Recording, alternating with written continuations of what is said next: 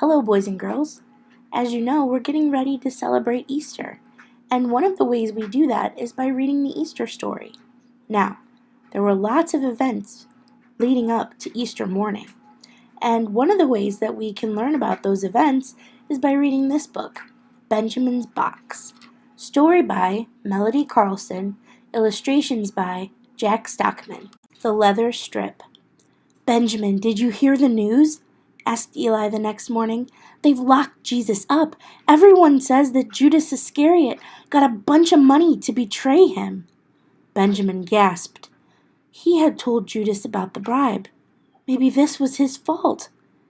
He said goodbye to Eli and wandered through the city. What could he do? Was there any way to help? Sounds of shouting made him stop, and he turned to see an angry crowd. "Jesus deserved that beating," snarled an old man. "That heretic claims to be the Son of God." "He should have been stoned," yelled another, shaking his fist. "What's going on?" asked Benjamin. "Did they hurt Jesus?" "What do you know about this Jesus?" demanded an old man. They all turned and stared at Benjamin with angry eyes. Nothing," he stammered.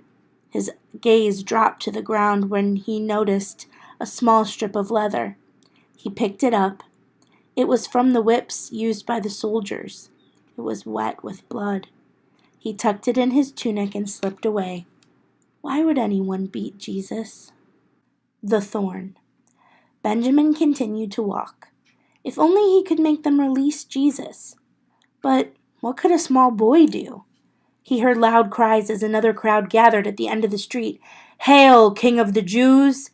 yelled a soldier as Benjamin pushed his way past the men and women. And there Jesus stood.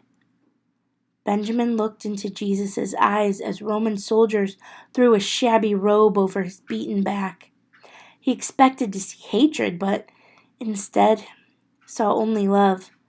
Just then, a soldier shoved a crown of thorns on Jesus' head, and another struck him with a stick. Benjamin's eyes filled with tears. Why were they doing this? A few days ago, everyone had called Jesus a king when he entered Jerusalem. Now it seemed they all hated him. Benjamin squatted down and buried his head in his hands. "Please, God," he prayed over and over. "Please make them stop." When he finally opened his eyes, the crowd had moved along. Jesus was gone. He walked over to where they had scorned his friend and picked up a sharp thorn broken from the awful crown. He ran home. His parents paused to hear the story, then sadly shook their heads and returned to their work. Benjamin placed the thorn and leather strip in his box and cried. The nail. "Benjamin," called Eli, "have you heard? Jesus is going to be crucified." "No!" cried Benjamin. "He has done nothing to deserve that." Eli frowned. "My father says that only the worst criminals are put to death on a cross." Benjamin went inside and sat in a dark corner of his house. He did not want to talk or even think about this sad news. But in his mind he could still see the evil men hurting Jesus. "I must go," he finally said aloud. "If this is partly my fault, I can at least be there. I can pray for him." "Where are you going?" asked his mother as she opened the door. "To help a friend," he said. She nodded and touched his cheek. As Benjamin climbed the hill, he found a large spike. It was like those used by Romans to nail criminals to crosses. He tucked it in his tunic and continued on. 3 crosses stood at the top, but he could not force his eyes to look upon his friend. He noticed a small group of people apart from the larger crowd. He knew they were Jesus' dearest friends.